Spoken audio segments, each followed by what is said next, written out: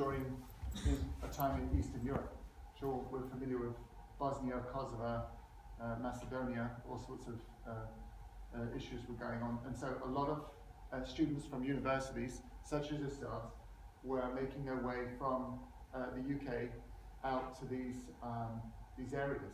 And I was one of them. Care Highway, in a sense, was started as a challenge, in a sense. I looked around, I saw what else was going on, and I'd worked for a number of organizations, starting about 25 years ago. And I realized that I wanted to do something else.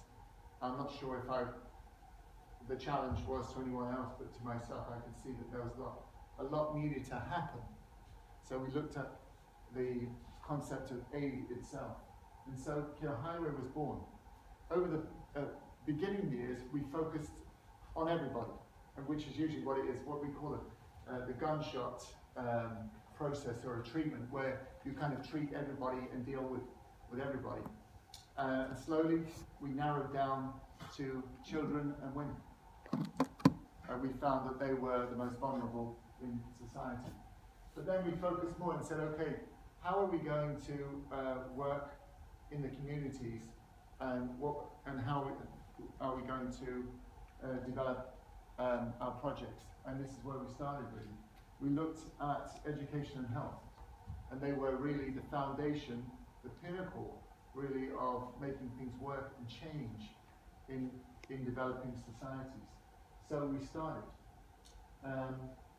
It was an interesting beginning because everyone will tell you that you cannot do it, that it is impossible, that you're a student, you're a young person, they look at you and stand and see 2 arms, 2 legs, and a head, for the most part, and they think, goodness gracious, this is it. This is absolutely all there is. But as you can see, so many young people come out year after year after year to volunteer around the world, and they make that incredible difference.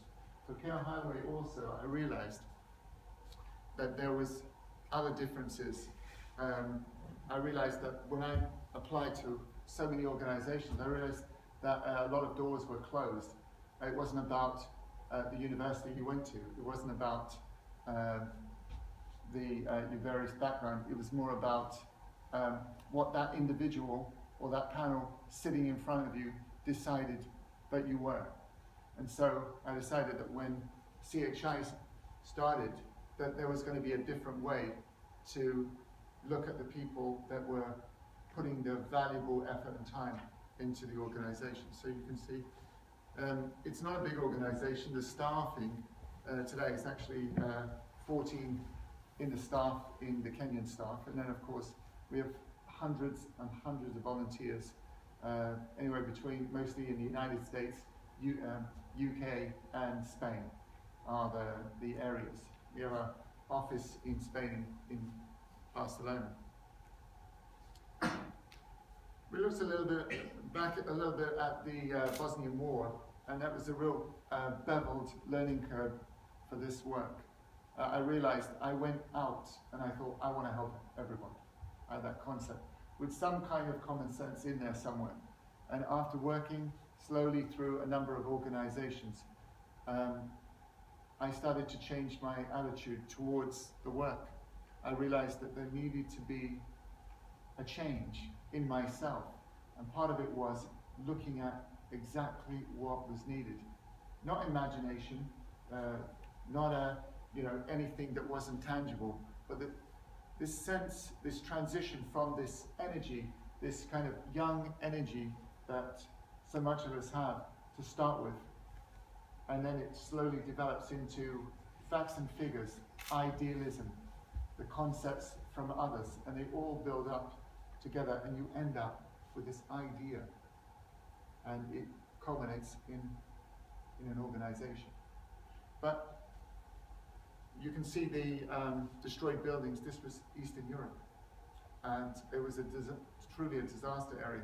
And this is probably the way we spoke of Bosnia was really the way we talk about many of the other wars that are taking place at the moment.